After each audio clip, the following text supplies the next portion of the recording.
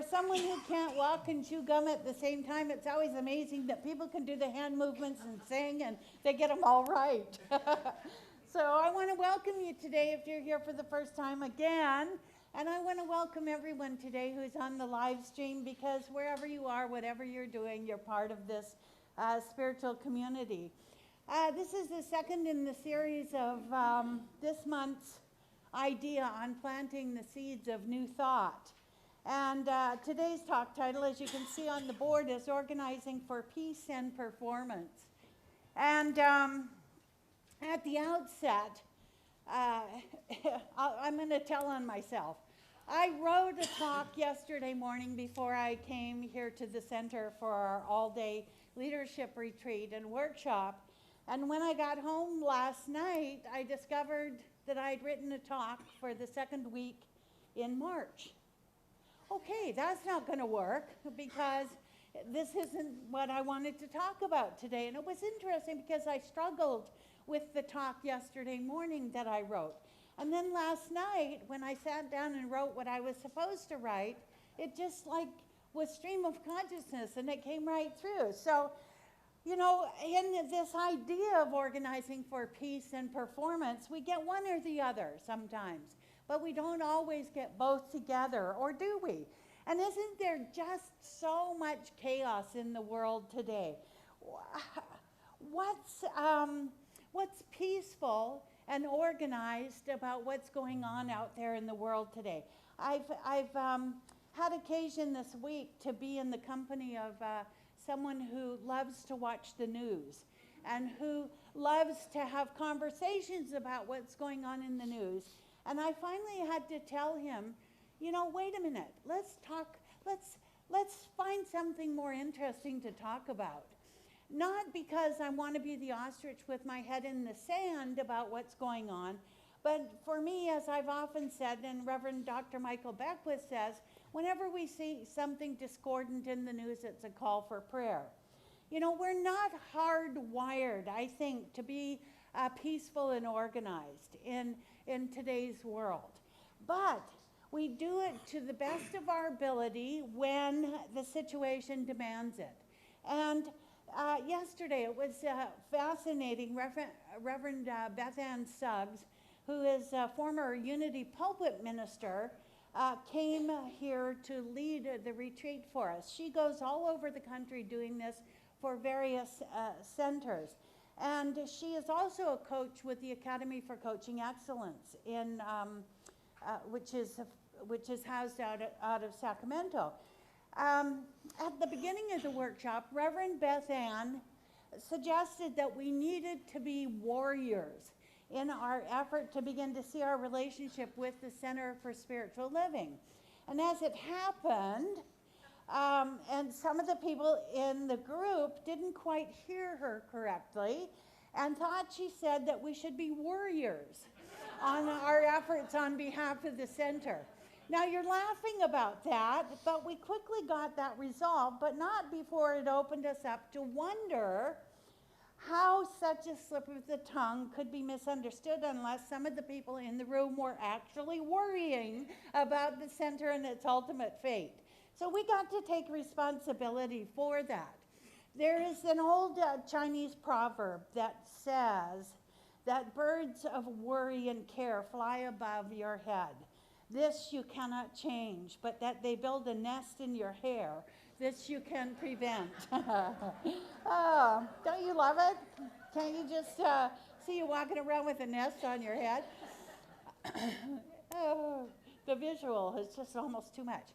Yesterday, what we did was we worked for the common good of the center. It was an opportunity for all of us to be fully present, to listen to what everyone was saying, to be aware of what wasn't said, and to stay clear with Reverend Beth Ann in support of where she was trying to take us. We are such a deviant group. I just want to say that of the people who were there, many tried to throw her off track a little bit. You know, we always want to go back to principle on everything. But this was a workshop of a little bit more practical nature. The mind wanders. Have you ever noticed that? The mind wanders. And even though you're listening to a truly brilliant talk sometimes on Sunday morning, I get that there are minds wandering out there. You're thinking about what you're going to have for lunch or what you're going to do maybe with the rest of the day.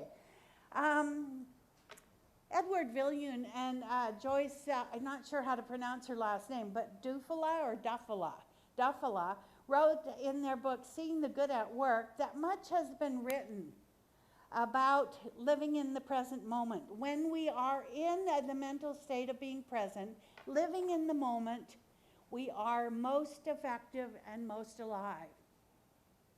And I felt really like that yesterday for the whole time we were together. That really it was listening, being in the present moment, noticing the barometer of the room, noticing what the people there were saying or not saying.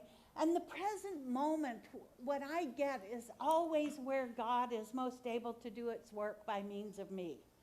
When I'm in the present moment, I am so receptive to whatever it is that's going to show up for me, that is going to, as always, be for my soul growth. This is also a powerful place to find out where our true passion shows up. When we are in the mental state of being present, because we are doing something we love to do, time can pass so quickly that before we know it, hours have melted away. It can be a comfortable place to be personally. I like that. I like being in that zone periodically. But it can be highly detrimental to a relationship where that passionate endeavor is not shared with our mate.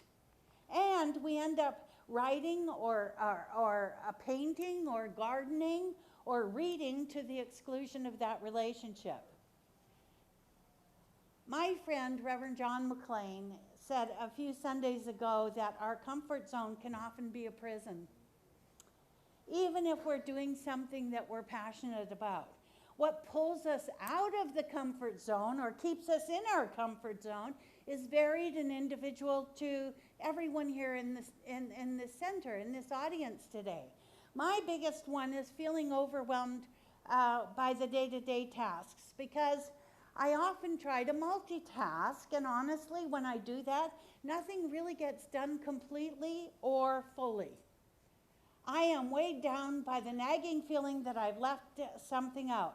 I didn't call Sandy Palmer back, for instance, or now there are many other incomplete tasks looming on the horizon. And I found, since reading Gary Keller's book, The One Thing, that this was really brought home to me in a significant way, because he says that there really is no one who's able to multitask effectively. We just can't do that. We need to be able to focus and do the one thing that if I did that one thing with passion and with total interest, that would be the trajectory for the rest of my day. We're having Don Hobbs here in June, who's going to be doing a workshop, an all-day workshop on this idea of the one thing, and with a little bit more spiritual bent than what we heard him do at the Civic Arts Plaza. There's more information on that coming down. But the urgency of deadlines and tasks overwhelm and can lead to a panicky sort of out-of-body experience.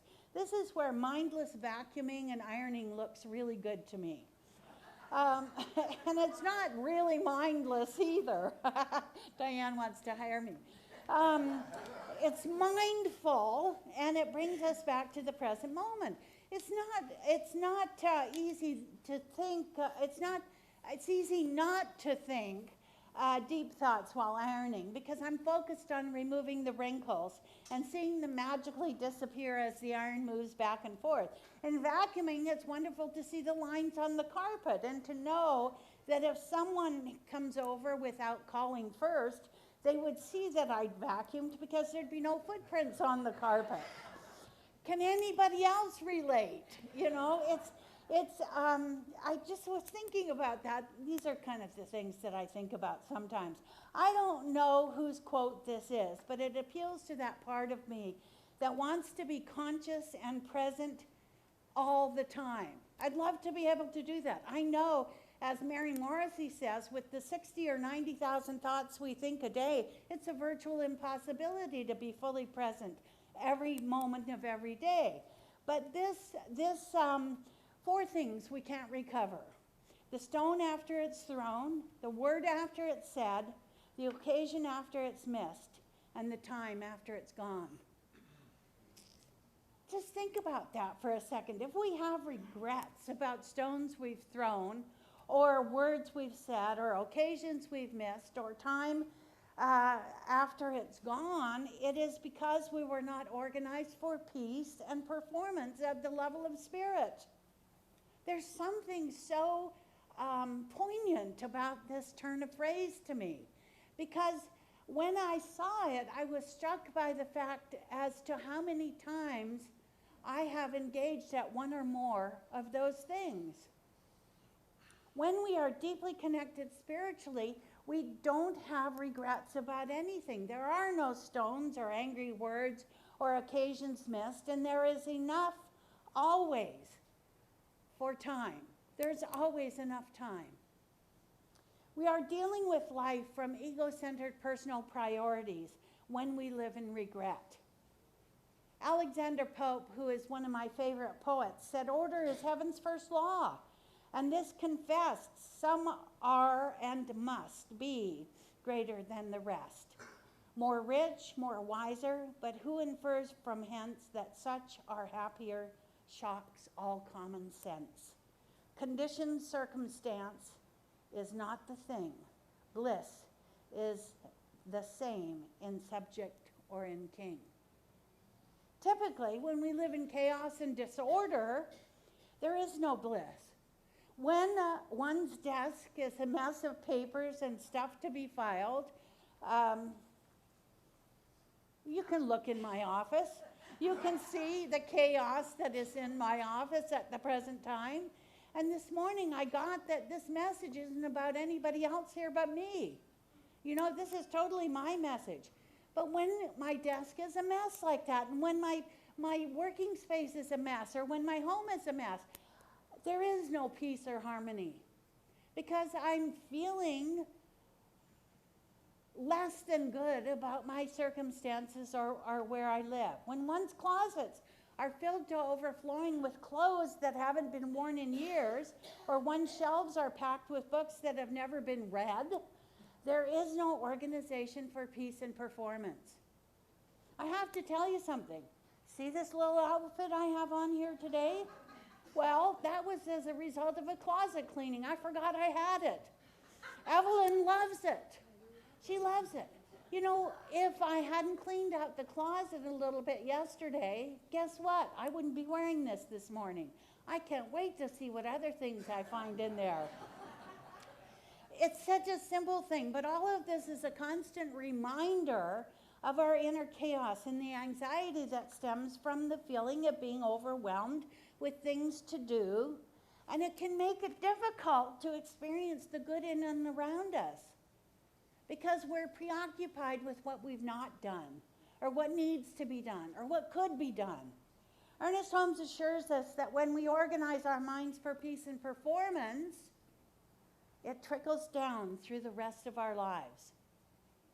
There was, and I think I might have shared this on a previous Sunday, but there's a couple of women out of the Seattle church that have created, Seattle Center, that have created a book called Sidetracked Home Executives.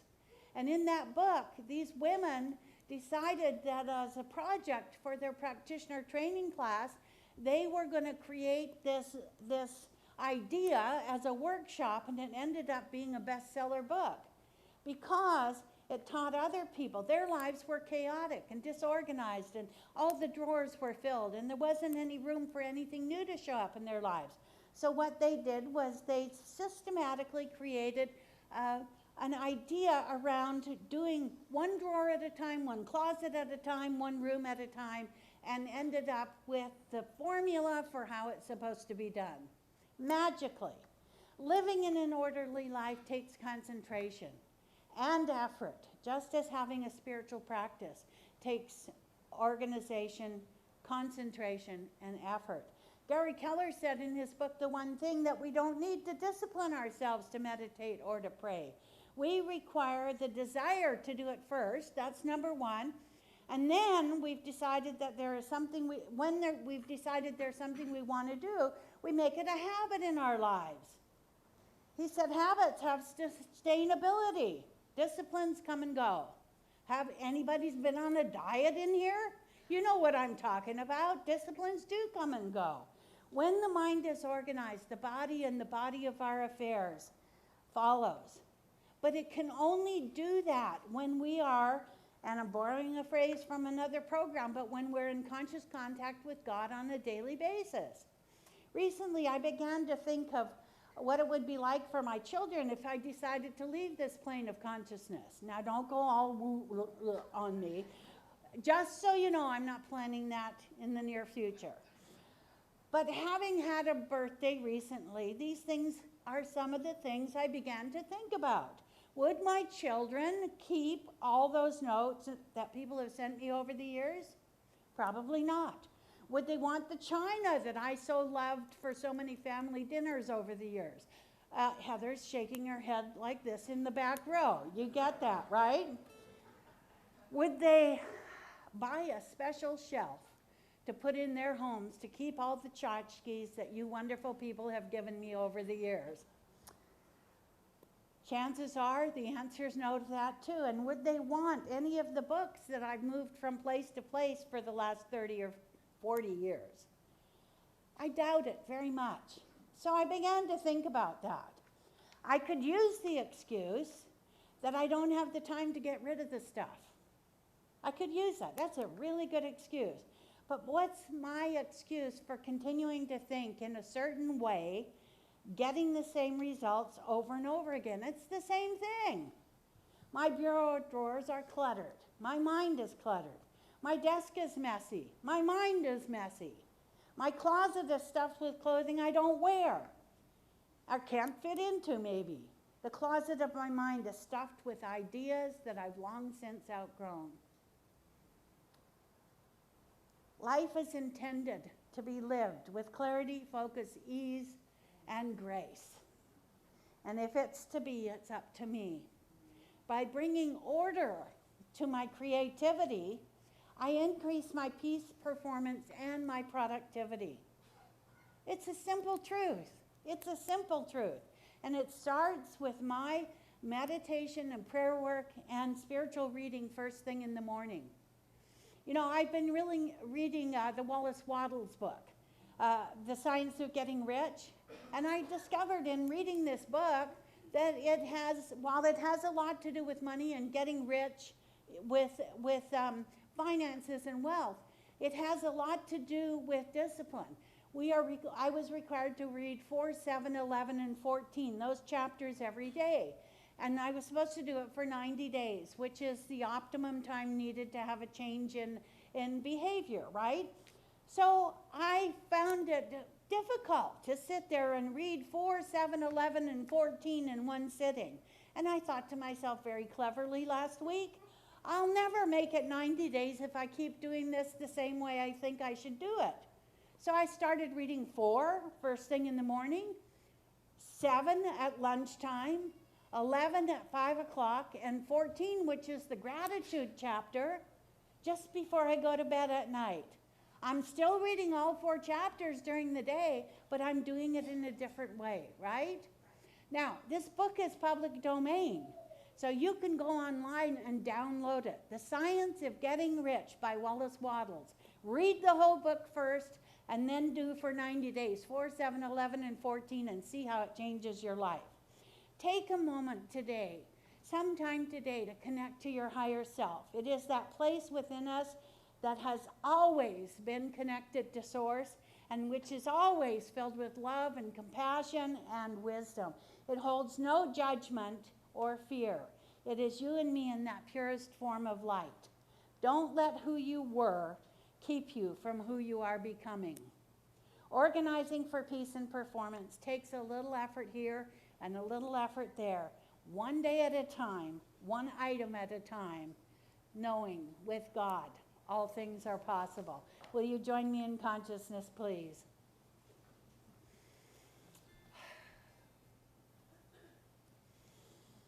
I love it when I talk to myself, and I have an audience to listen.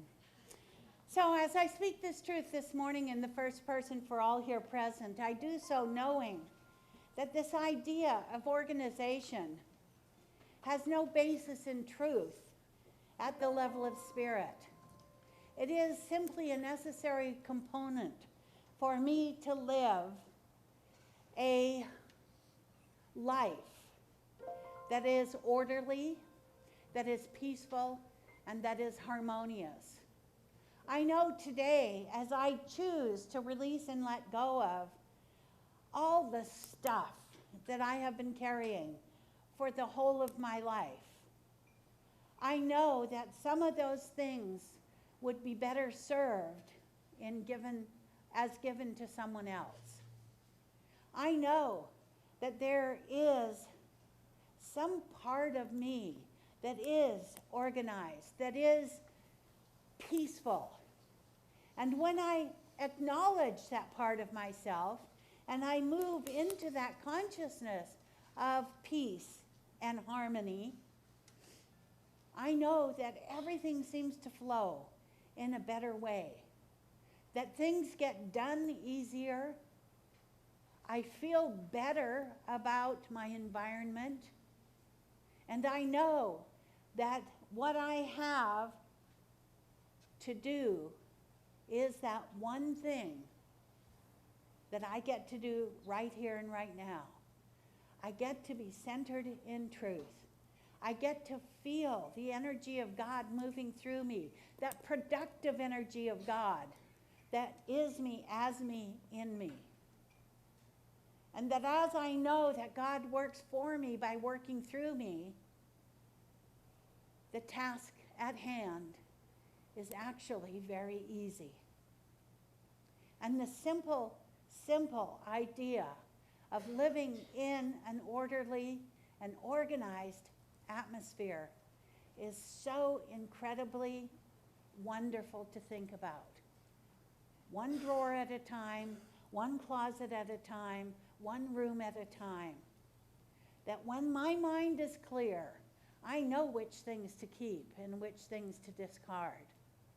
And so today, I know as a basis in truth for all of this, I am willing to discard any of those thoughts and memories that no longer serve me. I am willing to discard whatever it is that I have chosen as my story. I give that up, I let it go, and I know that I am creating a new story today. I am creating the myth of me right here and right now today. Because I know that God is my co-pilot, I simply know that this job that I have chosen to take care of, to do, is something that inherently makes me feel 10 times better than I currently feel. So I know for each and every one of us today, as we release the clutter, let go of the debris, and just simply know that life is meant to be done with clarity, focus, ease, and grace, I know that this is the truth with a capital T. And I release my word to the law, knowing that I have given it over. I have surrendered completely to the power and the presence of God in my life. I know that I am what I intend to be, and I know that I am less than what I am becoming. So I let go and I let God today, and I simply know that this is the beginning of a new experience. As we say together, and so it is.